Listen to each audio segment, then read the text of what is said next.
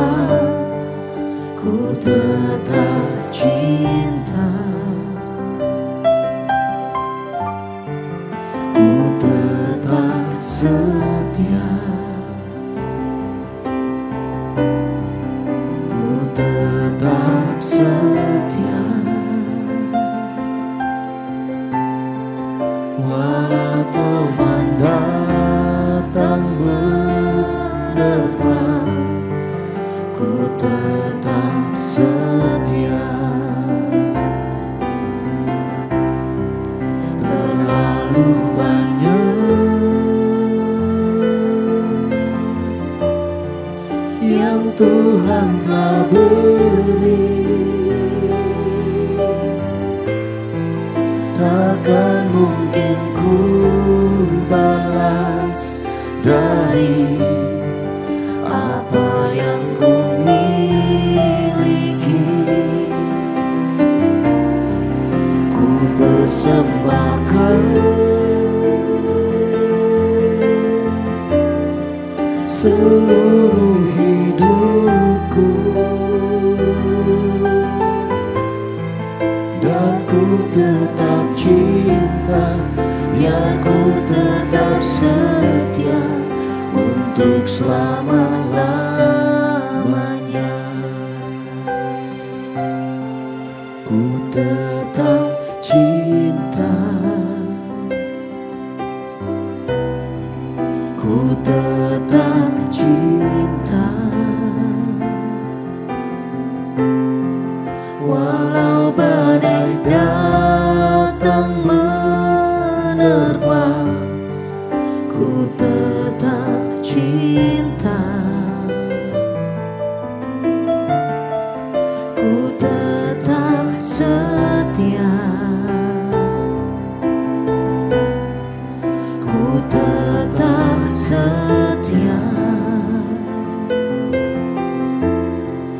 walau taufan datang menerpa, ku tetap setia. Terlalu banyak yang Tuhan telah beri, takkan mungkin ku balas dari apa yang ku miliki. Ku persembahkan seluruh hidupku,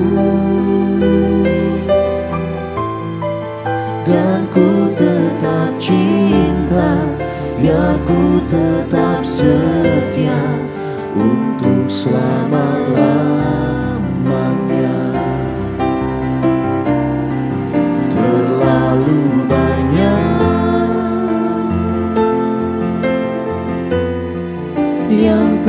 Tuhan telah beri, takkan mungkin ku balas dari apa yang ku miliki. Ku persembahkan seluruh hidupku, dan ku tetap cinta, biar ku tetap setia untuk selama-lamanya. Terlalu banyak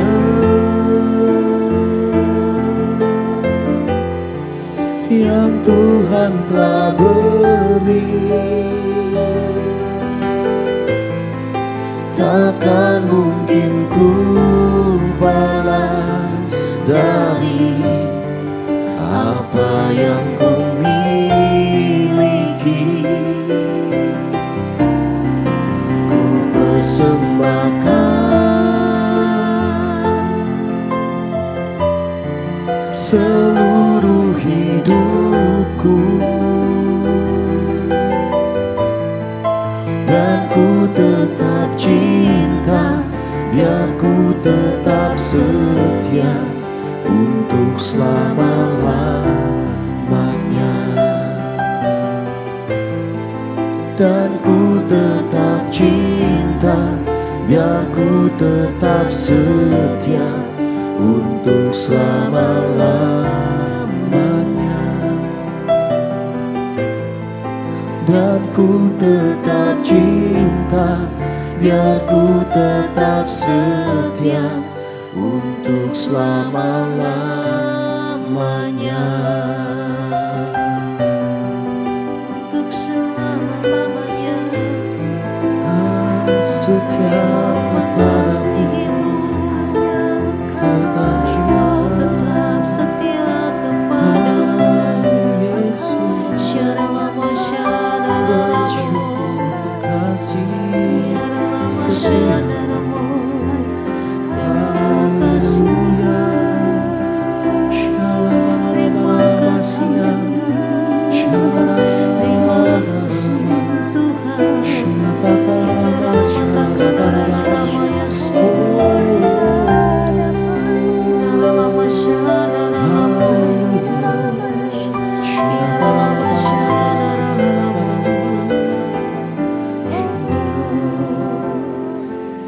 Ku sanjung kau di tempat tinggi, sebab Engkau Imam besar aku.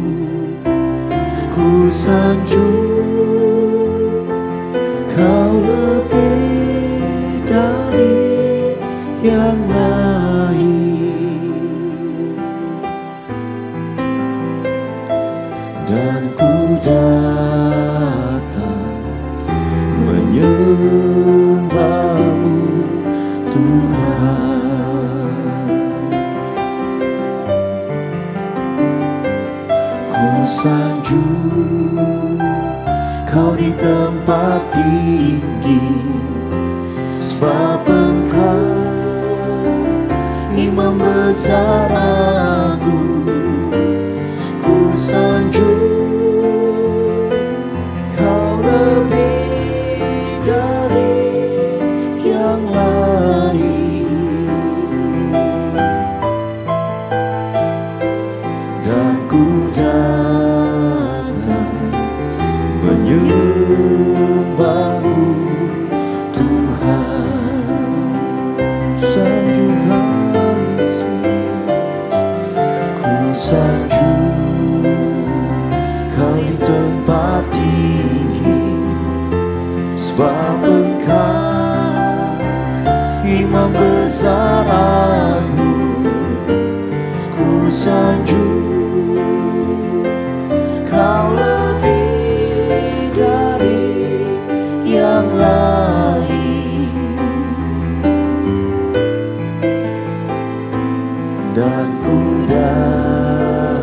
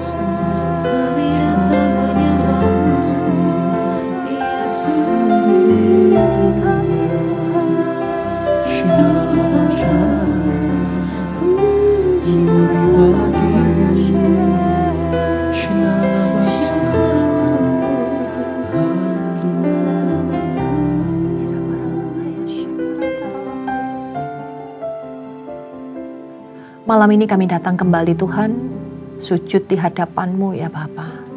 Kami hendak mendengarkan apa yang menjadi firman-Mu bagi setiap kami hari ini ya Bapa.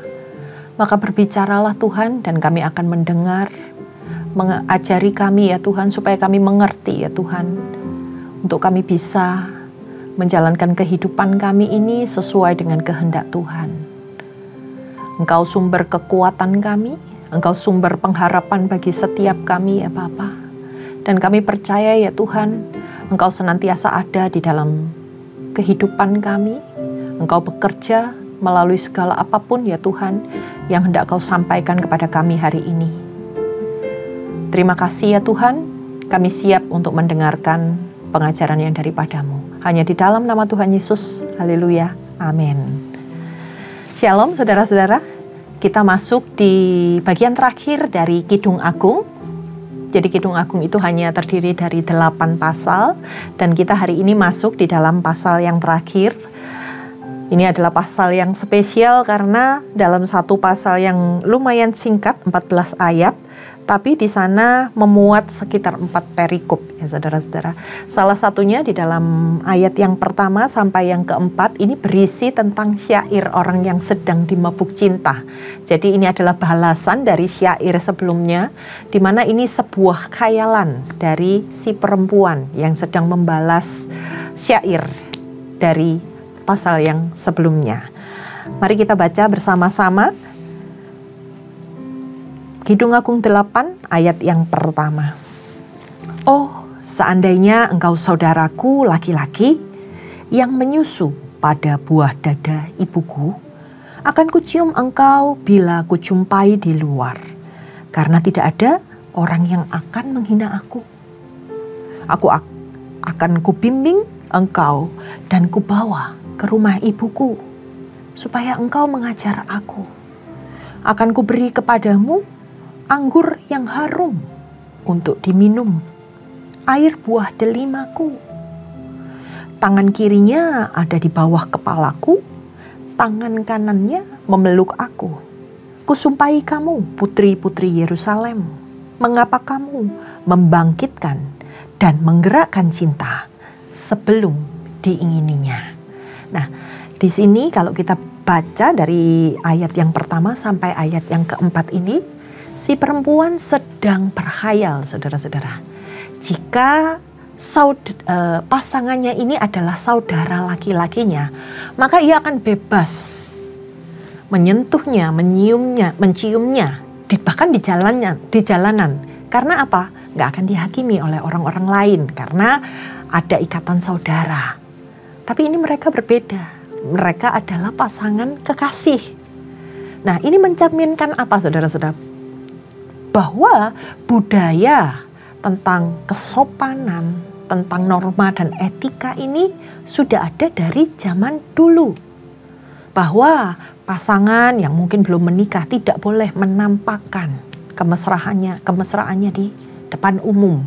Nah, ini sudah disampaikan saudara-saudara di dalam ayat ini. Sampai si perempuan ini berhayal, seandainya kamu itu saudara saya pasti akan dengan bebas memperlakukan kamu.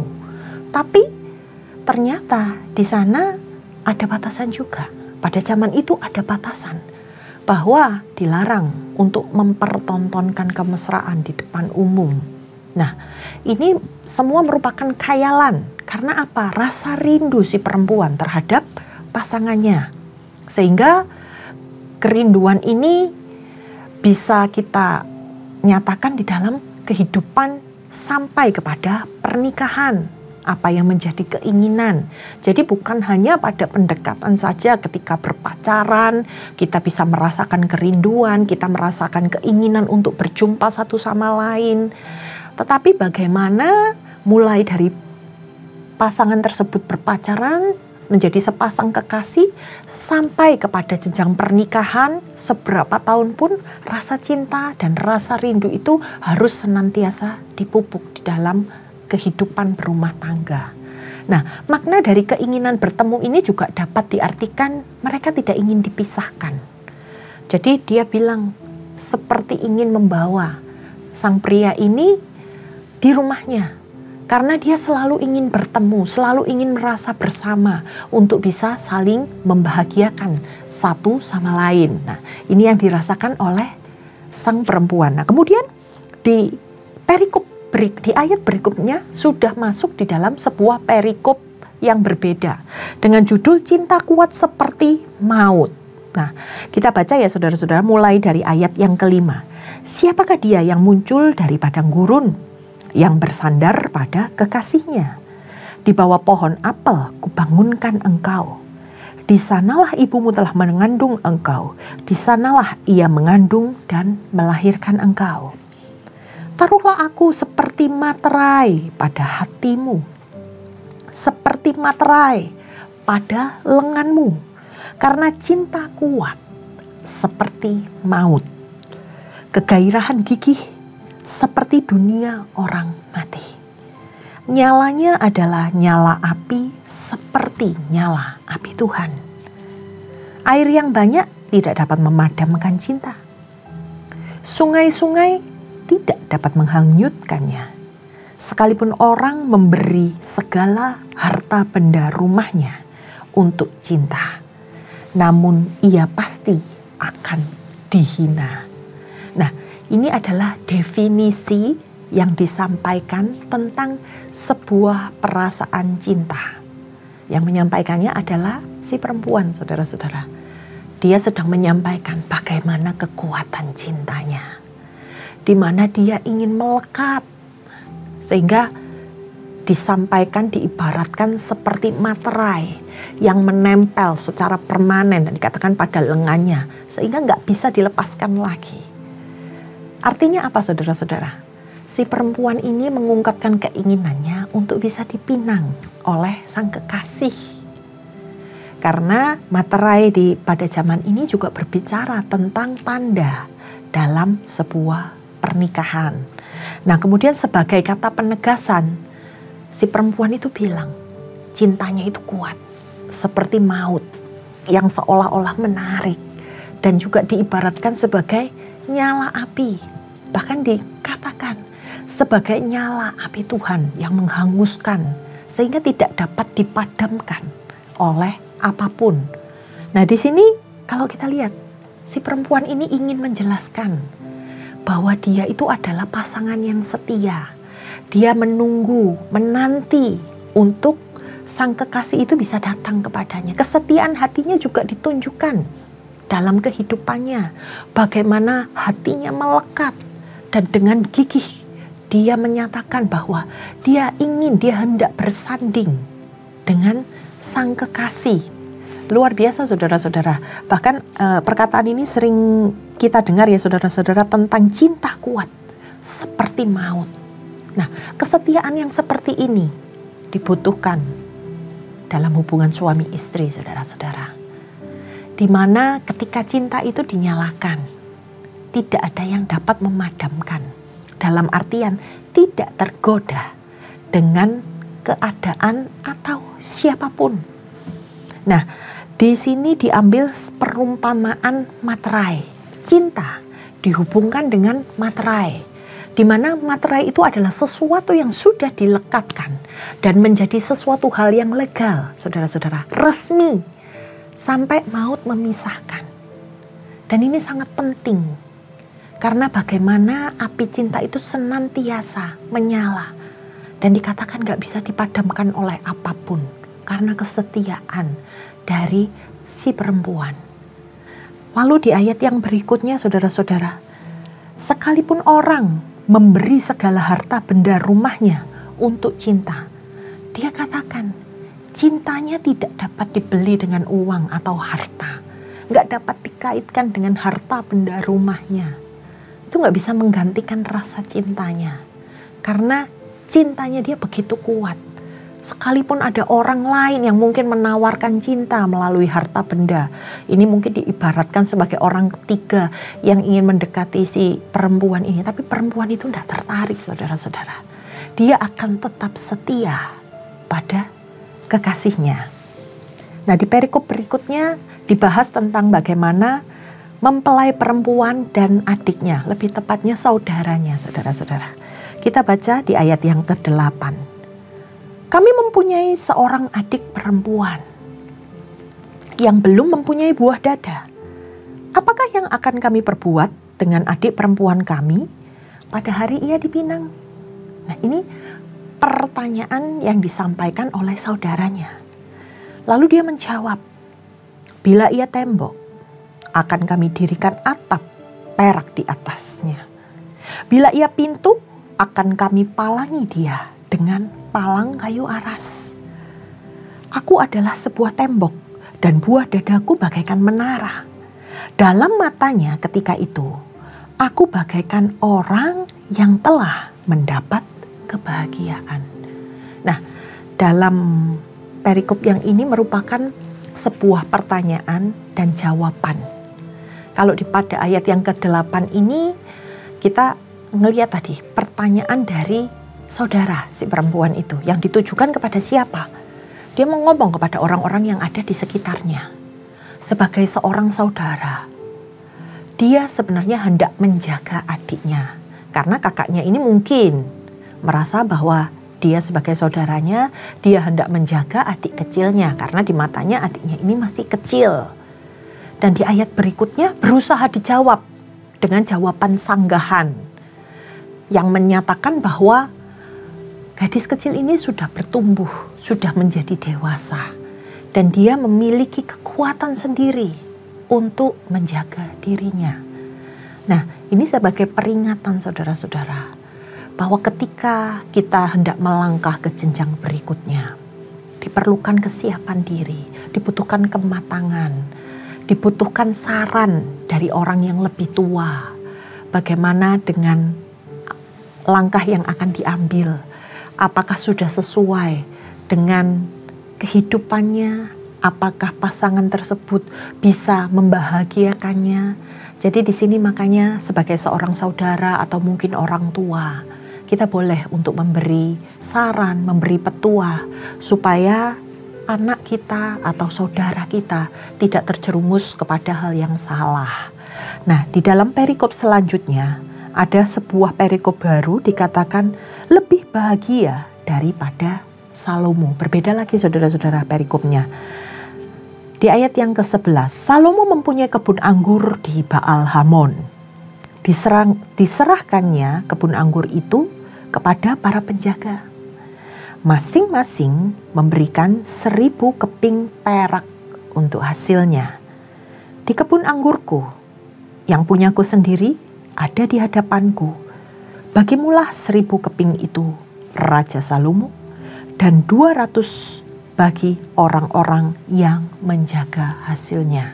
Nah, ini adalah syair atau kata-kata kalimat yang diucapkan oleh si pria.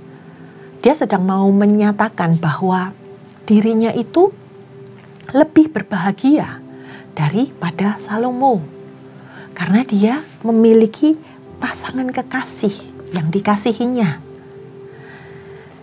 Dan di ayat yang terakhir, dalam perikop kedua mempelai bersaut-sautan. Nah, ini ketika mereka sedang berada di dalam sebuah percakapan. Hai penghuni kebun, teman-teman memperhatikan suaramu. Perdengarkanlah itu kepadaku. Cepat kekasihku, berlakulah seperti kijang atau seperti anak rusa di atas gunung-gunung tanaman rempah-rempah. Nah, di ayat yang ke-13 ini si laki-laki mengibaratkan si perempuan ini sebagai penghuni dari kebun anggur. Dan dia mengajak teman-temannya untuk bisa menikmati suara nyanyian dari pasangannya. Dan kemudian si perempuan membalas dengan sebuah syair. Dia katakan, cepatlah datang dengan perumpamaan secepat kijang dan anak rusa yang berlari begitu cepat. Dari pasal ini kita mempelajari tentang ekspresi perasaan cinta yang kuat, yang dirasakan oleh orang-orang yang sedang dimabuk asmara. Di sini dikatakan bagaimana mereka bisa mengekspresikan cintanya melalui sebuah hasrat, kesetiaan, serta keinginan yang tak terbendung untuk mereka bisa meresmikan hubungannya sebagai pasangan. Tapi juga ada diselipkan bagaimana sikap dari keluarga, yaitu yang diwakili oleh saudara dari si mempelai perempuan, di mana dikatakan dengan saran-sarannya dia berusaha untuk menjaga dan melindungi adiknya yang hendak dipinang sebagai seorang pasangan kekasih. Sang kakak memiliki tanggung jawab untuk dia bisa mengingatkan adiknya. Nah, saudara-saudara, tentunya banyak hal yang bisa kita pelajari dari kitab Kidung Agung ini, selain kata-kata yang indah, selain syair yang mungkin kita nggak terlalu mengerti maknanya. Tapi ini bukan saja seperti sebuah syair yang dilakukan, tetapi di sana ada hikmat dari Tuhan yang berusaha disampaikan melalui kitab ini. Karena tidak mungkin kitab ini dicantumkan di dalam Alkitab tanpa ada maksud dan tujuan Tuhan. Di mana sebagai pembelajaran bagi para kaum muda dan sebagai pengingat yang memperingatkan bagi pasangan suami istri untuk tetap menjaga keharmonisan dalam sebuah rumah tangga. Jadi kitab ini, saudara-saudara, tidak hanya mengajar tentang hal-hal yang mungkin bersifat pujian atau ada yang menafsirkan tentang seksual, tapi juga bersifat untuk membimbing kita. Dan kita bisa memahami citra diri sebagai manusia ciptaan Allah. Jadi di sini digambarkan dengan sesuatu yang indah. Ada beberapa bagian yang merupakan pengajaran tentang bagaimana kehidupan bercinta, bagaimana ketika kita mengejar kekasih kita, bagaimana ketika kita berada di dalam kerinduan terhadap kekasih kita, bagaimana kita mengekspresikan cinta kita. Tapi juga ada beberapa peringatan-peringatan yang dinyatakan melalui Kidung Agung ini sebagai peringatan kepada kaum-kaum yang sedang dimabuk asmara. Juga peringatan hal-hal apa saja yang harus kita jaga di dalam kehidupan kita berumah tangga. Jadi banyak hal, saudara-saudara, yang bisa kita dapatkan. Selain itu ada harapan-harapan bagaimana hidup sebagai pasangan. Bagaimana kita bisa menjadi pasangan suami istri yang menjadi berkat. Bagaimana hidup kita senantiasa terasa begitu manis. Dan juga disampaikan berbagai ekspresi dalam memupuk rasa cinta. Selain bagian dari seksualitas yang wajar sebagai berkat Allah untuk pasangan suami istri. Banyak hal yang bisa kita dapatkan di sini. Bahkan ada di beberapa ayat itu dikutip sebagai simbol hubungan kasih antara Kristus dengan gerejanya yang disebut sebagai mempelai. Jadi saudara-saudara, saat kita mempelajari sebuah kitab, kita mengerti bahwa ada suatu hal yang Tuhan sedang ajarkan melalui perkataan-perkataan yang disebutkan, melalui ekspresi-ekspresi yang hendak disampaikan, dan banyak hal lagi yang bisa kita terapkan untuk mengingatkan kita apa yang harus kita kerjakan, apa yang harus kita perbuat untuk menyenangkan hati Tuhan. Bahkan melalui Kidung Agung ini pun kita belajar. Ada hal-hal yang harus dihindari, tapi ada hal-hal yang harus ditambahkan di dalam kehidupan kita, khususnya di dalam hubungan rumah tangga. Jadi sulit memang untuk memilah-milah antara ini dia sedang mengatakan kepada siapa, ini sedang berbicara kepada siapa. Tapi saat kita memahami kata demi kata dan kita mengerti alur ceritanya, poin demi poin kita bisa dapatkan sesuatu, saudara-saudara. Bagaimana kita sebagai seorang yang sedang mempersiapkan pernikahan, yang sedang masuk di dalam fase mabuk asmara, bagaimana kekuatan cinta dan cara kita mengekspresikannya, bagaimana peran keluarga itu penting untuk mengingatkan kita supaya tidak terjerumus ke dalam hal-hal yang tidak kita inginkan, untuk kita memahami suara hati orang lain sebagai saran dan pesan yang daripada Tuhan. Dan bahkan bagaimana kehidupan kita itu begitu berarti karena adanya pasangan, sehingga dikatakan di sini bahkan dia merasa dia lebih bahagia daripada Salomo. Apakah kita juga merasa diberkati ketika kita ada di dalam kehidupan berumah tangga bersama dengan pasangan yang Tuhan beri, sehingga kita bisa berkata bahwa aku bahagia, bahkan aku diberkati oleh Tuhan dengan pasangan hidupku ini. Dan yang terakhir, bagaimana kedua mempelai ini bersaut-sautan untuk tetap berada di dalam sebuah cinta yang kuat, saudara-saudara. Itu yang bisa kita pelajari dari kitab Kidung Agung ini. Dan saya yakin dan percaya Tuhan menghendaki pernikahan yang kudus, pernikahan yang diberkati oleh Tuhan. Dan bagaimana saat kita menjalankan kekudusan, Tuhan ada di tengah kita. Tuhan memberkati pernikahan kita, dan kita bisa menjadi pasangan-pasangan yang menyenangkan hati Tuhan, bahkan membuat anak cucu kita diberkati oleh Tuhan. Demikian yang bisa saya sampaikan. Mari kita tundukkan kepala dan kita siapkan hati kita untuk berdoa. Terima kasih Tuhan, kalau kami boleh belajar, kalau kami boleh diperingatkan, kalau kami boleh ditegur Tuhan. Mungkin hari-hari ini Tuhan, ada banyak rumah tangga yang sudah merasa jauh satu sama lain. Pasangan-pasangan suami istri yang sudah tidak merasakan bagaimana cinta itu kuat seperti maut Tuhan. Bagaimana Tuhan, orang-orang yang sedang mempersiapkan pernikahan, yang perlu saran, perlu masukan untuk bisa masuk ke jenjang berikutnya.